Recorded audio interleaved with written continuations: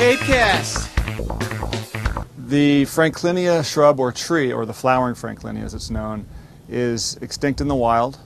My name's Ian Ives. I'm the Sanctuary Director for Mass Audubon's Long Pasture Wildlife Sanctuary, which oversees Shumat Holly Wildlife Sanctuary, where the famous Franklinia tree exists.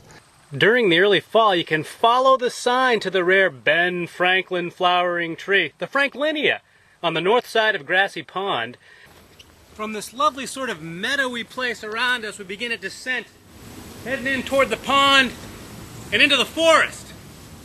Franklinia!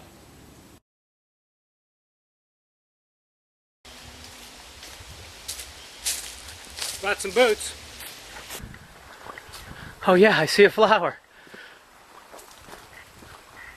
Yes, it's flowering. The Franklinia, the rare tree, is actually flowering right now.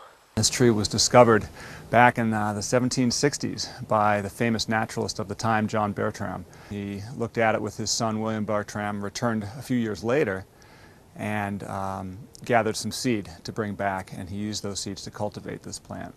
When the Bertrams returned and described this new species, they named it after their good friend Benjamin Franklin. From that point forward, there has never been a Franklinia found anywhere in the wild, so the species is now extinct in the wild, and it remains only in a few select private collections in botanical gardens around the country. Now we've got quite a few spent flowers on the ground here, but a fair amount of flowers on the tree itself, and some sort of bud-like things. Look like maybe future flowers right there. The tree itself is a member of the tea family. It's a deciduous flowering shrub or tree.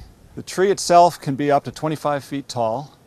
It has long 3 or 4 inch leaves, and in the fall, starting in around September, sometimes earlier, depending on the season, it produces this beautiful sort of melon-colored, cantaloupe-colored flower. It'll be blooming, it'll be in its full glory at least for another 3 or 4 weeks into the first couple of weeks of October. And some years we've seen it blooming as late as November. What a bit of luck. You come through the woods and yeah, the tree you think might be blooming and hope is blooming. And it's a wicked rare tree. Maybe this is a once-in-a-lifetime experience. Why not get on down to the flowering Franklinia? CapeCast.